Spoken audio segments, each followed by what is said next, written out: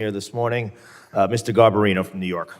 Yeah, we got everybody who's currently in Congress from Long Island Yes. here. Thank you, Mr. Chairman.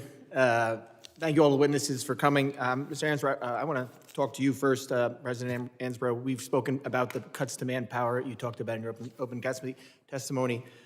I want you to talk about the fifth man.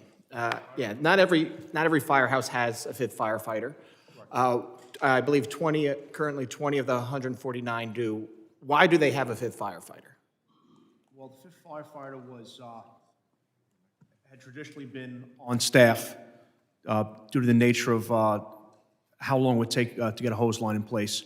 As fire service decreased during the 80s, they kept dropping the amount of firefighters down. But in the past 20 years, the population of New York City has increased by 1 million people.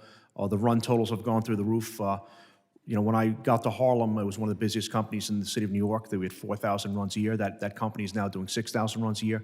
So the fifth firefighter has traditionally been used in the busiest areas to work on the hose line to get the hose in place. Sometimes the fifth firefighter would be placed in an engine company to assist because they know they wouldn't have a truck company coming. So they would have the fifth firefighter operate the forcible entry tools to get into the building.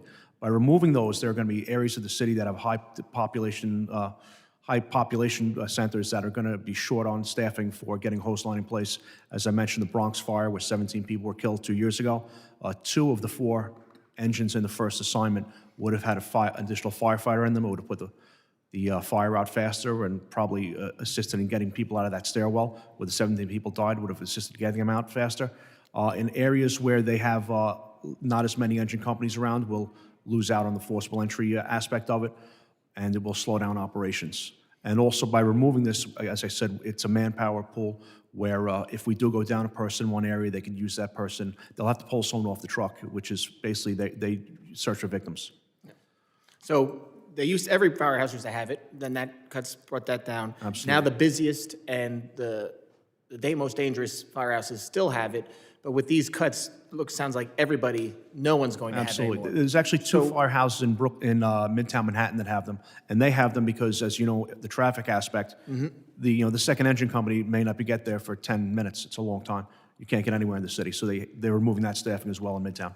So these cuts are actually going to put people's lives at risk because, like you said, the fire 2 years ago, 17 people died because 2 of the probably could have been put out faster. If all these trucks had 5 firefighters, we're now going to cut every fire department from having them. It's just going to make the city less safe and even put our firemen in harm's way. Absolutely. It's an increased risk to us as well. Gets rid of the buddy system, right? Absolutely. But also, the longer a fire is allowed to grow, the more difficult it is to fight, and we see more injuries with that. But as of Saturday, 10% of the engine companies in New York City have seen a 20% reduction in staffing.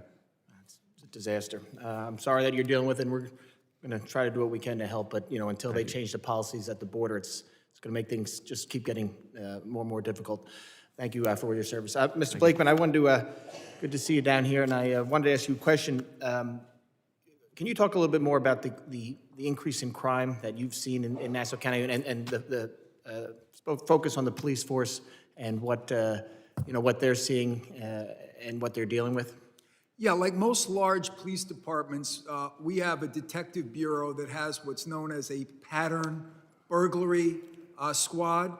And some of the patterns that we found on the burglaries of residential and commercial properties have been done by migrants who came here through the current migrant policy. They've come here owing the cartels a great deal of money to transport them over the border. And if they don't pay that money, I've been told that their families would be seriously harmed, if not killed, in their native country. And therefore, they need quick money, and they need to get it fast. So they're engaging in all kinds of crimes, burglary, shoplifting, and both commercial and residential burglaries. And it has become a burden on our police department. And I just want to supplement, what happens in New York City has an effect also on Nassau County. We send hundreds of thousands of people into New York City each day from Nassau County. So if there's a diminution in the ranks of the firefighters or the police officers, it presents a safety problem for Nassau County residents. And many of the firefighters and cops live in Nassau County. So it's a problem for us as well, not just for New York City. Yeah, can you talk quickly about the fentanyl arrest that you just had in Nassau County? There was enough pure fentanyl to kill close to 3 million people, which would have been the whole population of Long Island. We know it came in through south of the border, and we know it came in through this illegal migration policy. And the person arrested was he Person arrested, undocumented? migrated, yes. They came from south of the border, resided in the Bronx, which is a sanctuary city, and did a crossover crime here in Nassau County. And the distribution was also going to be in York County, Mr. Garbarino, not just in Nassau I've County. got them both, it's Nassau and Suffolk, but I'm out of time, and I'm honored to be here as a guest. But thank you, Chairman. Thank you, Mr. Garbarino. I now recognize, also from New York, Mr. Lawler for 5 minutes. Thank you, Chairman.